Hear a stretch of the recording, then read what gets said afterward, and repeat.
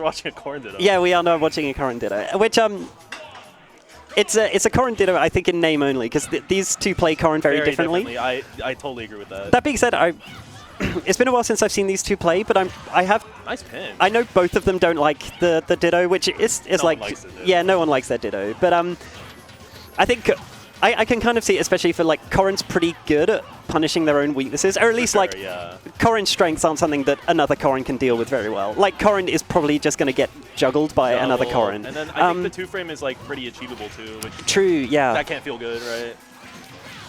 Yeah, no, the most.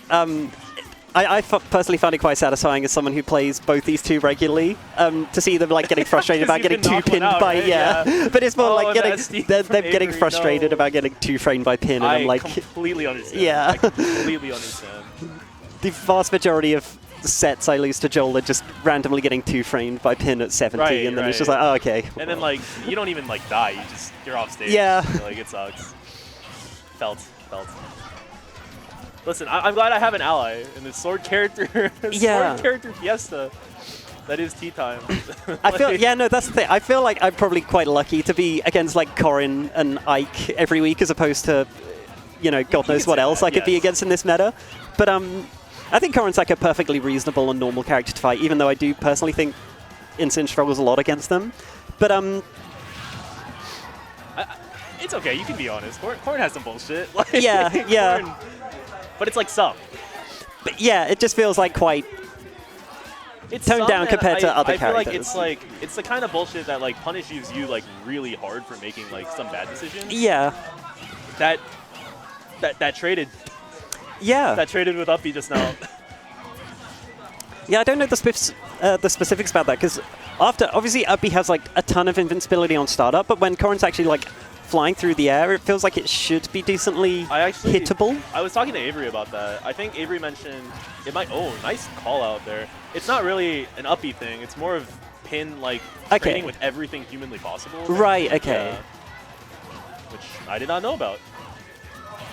Yeah, I've not felt that personally, but I believe them. There's only so much Corrin I've played in my life. Oh god, I've played way too much. Actually, probably the character I've played the most. Really? Yeah, no, just against Jole alone. I see. By far, like my kind of most common matchup of any like player. And then also throw in the fact that we have Avery and then randomly some other Corrins occasionally. Like the worst. Not gonna kill, that's Yoshi's. Yep. Like there used to be I don't think he plays often anymore, but there was another Corrin in like Norwich called Lake, and it was really like I had this like personal thing if I felt like I couldn't lose to any Corrin other than Jole. I felt like that'd just be like I totally get that. An insult, and so whenever I'd like go out of region and just lose to a different Corrin. You have the friend, right? That, like, yeah. Okay, you can farm me, but I've learned, surely. Yeah. So I can't get farmed by anyone else. That's how I feel about Game & Watch.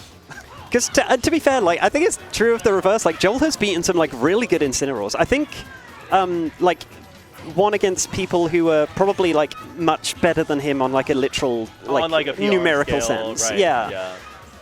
But I've never like found that, because I feel like whenever I fight a Corrin that's not Jole, it should just feel like playing like a game you're used to, but just on like easy difficulty. But yes. But then I still just get two-framed by pin sometimes. Right.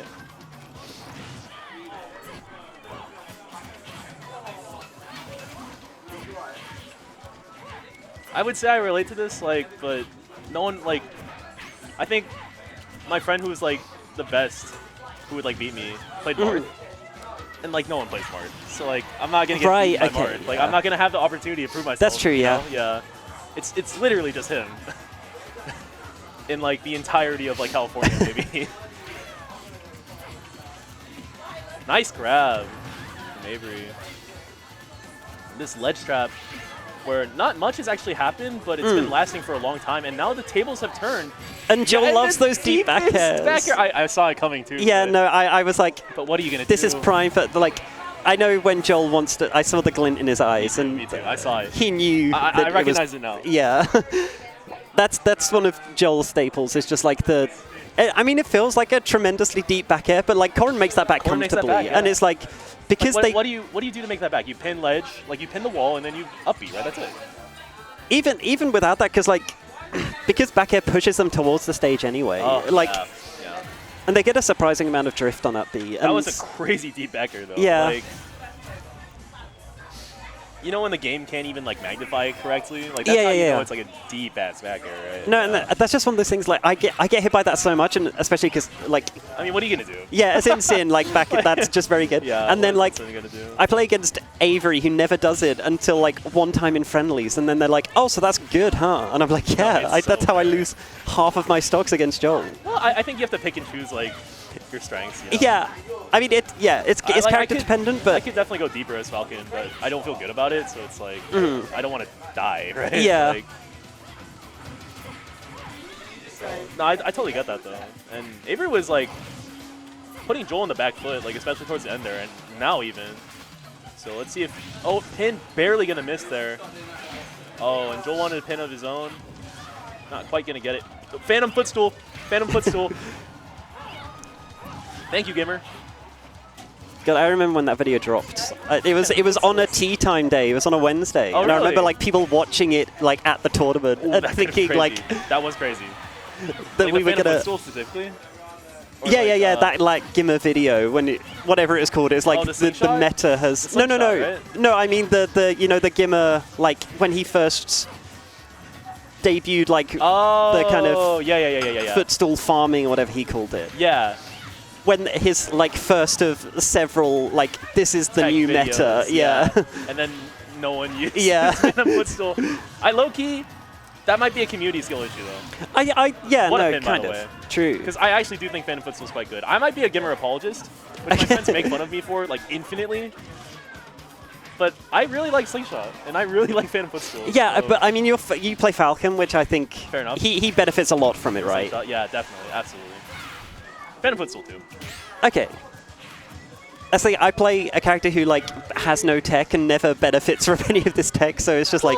Well, I think Incineroar's like out of shield, like outside of like Nair is like kind of lacking, and Phantom footstool's like good at ledge, which is maybe kind of hard for Incineroar. Yeah.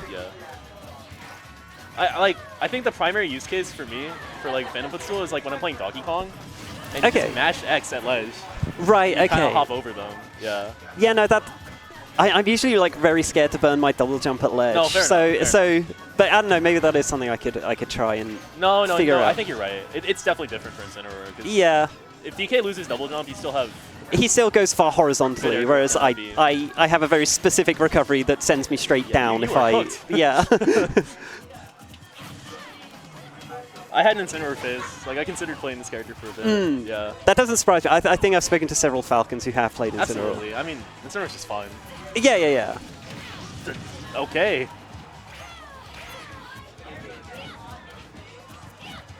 This game feels like it's been going on for a while. I feel it doesn't feel like there's not been other than like Avery getting like a deep pin and stuff. It doesn't feel like since Avery's taken the lead, I feel like they've just kind of played like quite safely and just have picked their spots, and they weren't like.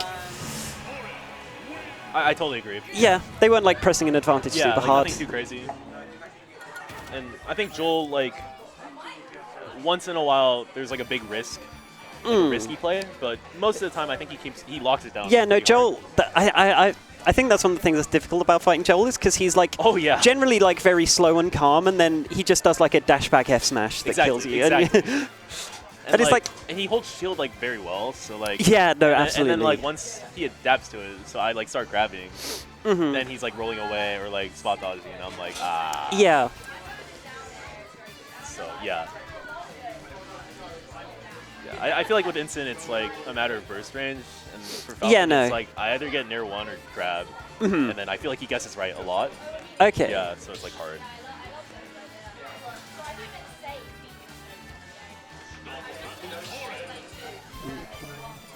Yeah, last week people were telling me the Jamubi Jole sets were like a Tea Time Classic. There was, sorry? Oh yeah, no, absolutely the most. I think it must be the most happened set. Most happened.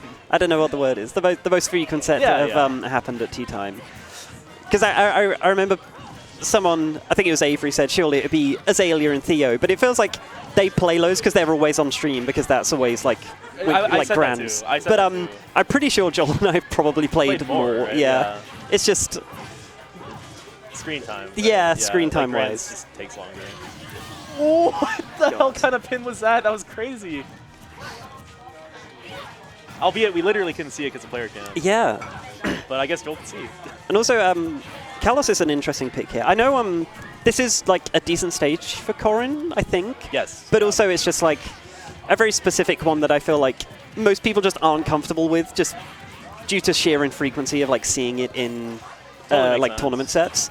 Well, I think it's good for Jole because I definitely feel like Avery was getting more mileage out of like up air. Yeah. Yeah.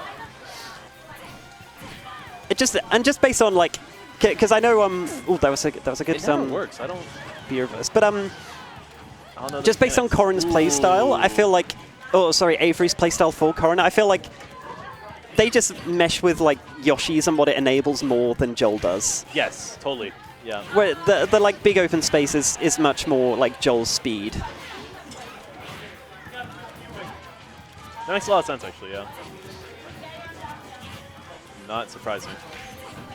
Oh, unsafe, but no punish. There's the up B. True combo. Yeah, and nice platform usage. Avery managing to find mileage out of up air anyway, even on Kalos. But here's the big Corrin combo trademark. It really doesn't. This isn't usually like a best of three set, so it feels. Oh, it's a best of three. Yeah, I know. About that. Wow, yeah, it really early. Good. But yeah, no, this really isn't a usual best of three. And normally, I feel like this would normally kind of have that, I don't know, a bit of a kind of like stage counter pick factor of like who just has who gets to pick the stage each time. But obviously now, like Avery's like looking like they'll need to make something big happen here. Oh, and yeah, Jole's just kind of holding his ground and F-smashing. Yeah. What a call out. That was a nasty call out. Wait. Yeah, no. What was that? Sometimes Jole just does that. It's just stands still when you're like trying to pressure him in the corner and just rips an F smash. That was nuts. I mean, that was just good. Like, yeah. I feel like he just like held shield. And was like, you're not gonna back air me again. Yeah. You're gonna run away. And he was right. Crazy. Good set. Yeah. Well.